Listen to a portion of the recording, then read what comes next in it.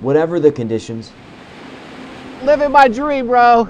Living the dream. you'll find Ed Obermeyer in the waves at the First Street Jetty. Like, I'll be out here for about 2 hours, get about almost 3,000 pictures. A surf photographer for years and a familiar face at the jetty, Ed finds his stoke by capturing others. Just try to capture the feeling on their faces when they drop it in.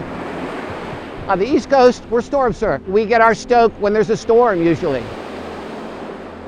And a few blocks north, tucked away between the high-rises, are tales of these storms past. Inside the Virginia Beach Surf and Rescue Museum is a manila folder full of 60-year-old images of the Ash Wednesday nor'easter. I was 10 years old.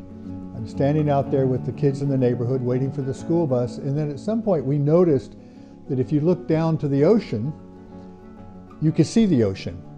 In early March of 1962, days of gale force winds blasted Virginia Beach, causing one of the highest tides on record in the area.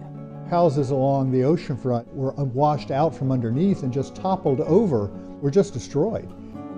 Tides are a huge part of this whole ecosystem and this whole environment. And when the tide comes up, it's basically the sea level rising temporarily. Those waves and that energy from the ocean, from the bay, comes on shore. And in the 60s and 70s, any enhanced high tide would cause an issue.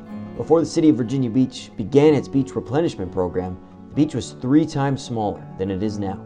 The beach was so narrow that in a nor'easter storm, waves would break against the front of the restaurant windows.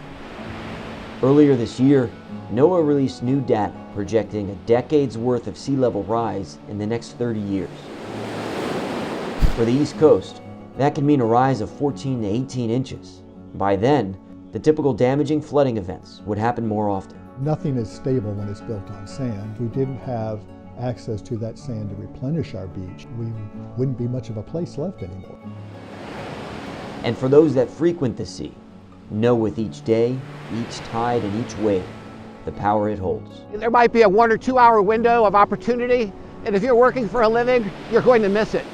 Steve Fundaro, 10 on your side.